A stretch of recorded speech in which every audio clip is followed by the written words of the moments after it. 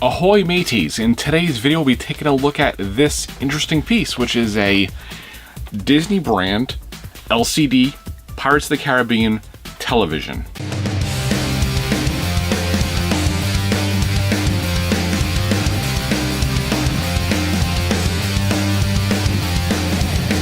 I currently have this on loan from Sam over at the Wood Green Game Room, and he said, take this TV, this is something you would do a video on. And he's right, this is something kind of oddball that I would do a video on. So this TV is a Disney branded Pirates of the Caribbean TV, officially licensed. As you can tell, it is an LCD TV. It's a 15-inch diameter for the measurement on it. Best I can tell, you would buy these from QVC. Also, I found a listing on Best Buy's website and possibly Kmart, but I believe that the Kmart listing was through a third party, so that may have just been something that came on later. I'm going to put this TV over on the workbench. We'll take a look at a couple closer things, the detail of it, the inputs on it, and possibly just how it works and how it looks. And now for a closer look, this is the Disney Pirates of the Caribbean LCD TV. The measurement on this is 15 inches diagonal. It is a 4:3 aspect ratio display. It does put out up to 720p. Now, as far as the brand of this, obviously Disney did not make this themselves. Best I can find online, which the information is sparse, is that it is made by a company called Starlight. And Starlight doesn't seem to make a whole lot of TVs in the US. It seems to be more of an overseas company. But it looks like they didn't make this for Disney. There's none of their branding anywhere on it. That was just from some research online. If you do want to do some research, and we'll turn around the back of it just to check out the logo as we're doing it. This is a model number PC 1500LT. For some reason you want to look it up and see if you can find anything. So looking at it, pretty much the TV itself is the sail of the ship. You have the skull on top, you have the mast with the crow's nest up here, and the flag. Now, if you do get one of these, a couple warnings. One, this mast up here does come right out. So if you're going to transport it, I would take this out so you don't break it off. As a side note, if I was making this TV, you know, being what they call a bedroom TV for a kid's room, ideally, I think it would have been great to actually have this cut out so little figures could go up here. Imagine little Lego pirates up here. That would have been a really cool touch. You know, just kids like that kind of stuff. I like that kind of stuff. Going around the back, we have these little lanterns that are affixed on here. These, I feel like they can break off very, very easily. I would definitely do your best. If you're going to transport a TV like this, I'm going to show you how to, this does come off the base. I'll show you in a minute. Looking at the feature of it, best thing we can do to look at this base is to actually remove the TV from the base. Now there's a button located right here. We'll get a shot of that. If you press that button and then lift, the TV/sail comes right off. And we're going to move this other way for just a minute. We're going to very gently put down this TV. Again, pieces stick off it, keep, you know, stay fragile. And this is the base. So as you can see, it's a truncated down pirate ship, or, you know, ship of that nature. This looks like it's a handle when you're carrying it from beneath. Kind of wrap your hand there and lift. It does have a good weight to it, which is good to balance it off. Like a lot of things that are primarily stationary in a bedroom, it does get dusty. And obviously, if you're gonna clean it, take the top off to clean it. And again, watch out for also stuff that sticks off here. I could very much see easily breaking off. But no connections, no wires, no power stuff on this base at all.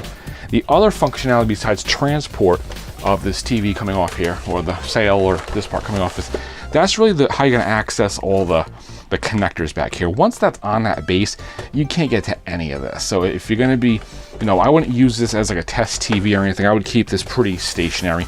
In fact, while we have it up, I'm going to plug in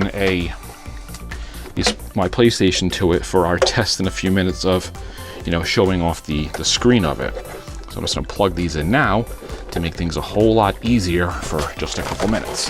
Right in that base, and it clicks in. I'll just move that back again. So again, that is this TV. Got some nice decorations, looks like swords around here. One nice little touch to this is the power button, LED IR sensor. Looks like a key from the Pirates of the Caribbean movies. It does say Pirates of the Caribbean right here. And the remote control, we'll get a close-up of that.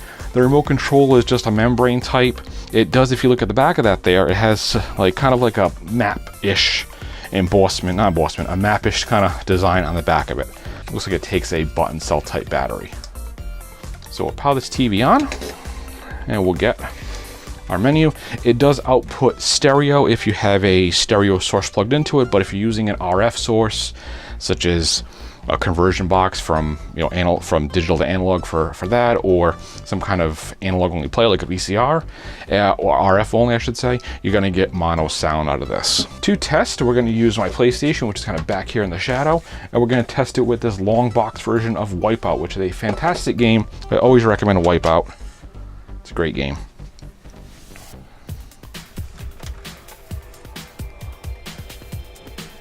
I love testing stuff on the PlayStation. I love the noises the PlayStation makes.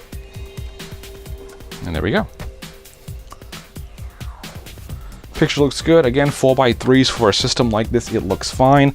A lot of people will complain that a composite source doesn't look as good as something else, like an HD source or component source. But being such a small TV, you don't notice the difference too much. If it was a bigger 4x3 TV, you might see if you sit up real close to it. But as far as sitting a good 5 feet from the TV, it's not bad looking. You can just skip some of this. Got our controller, DualShock.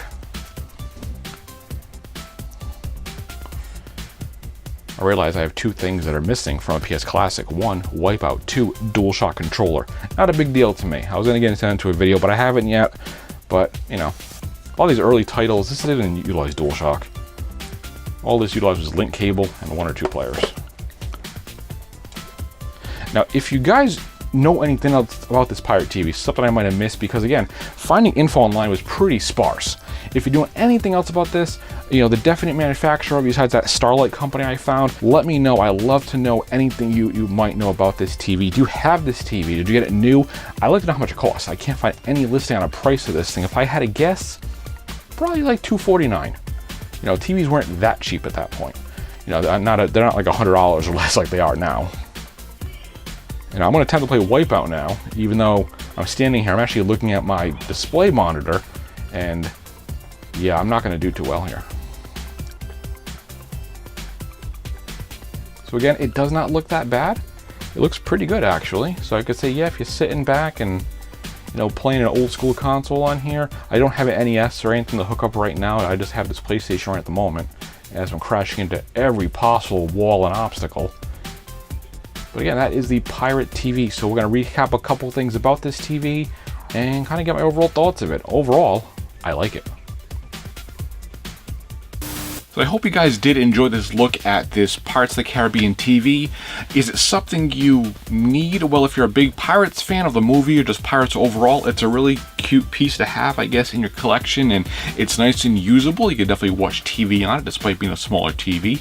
The resolution, again, 1024, 768, not the best, but being smaller scale, watching a video at 720p, not that bad on a TV like this. If you like the Pirate TV, if you like the video, give it a thumbs up. I always appreciate the watch, and I'll see you guys next time.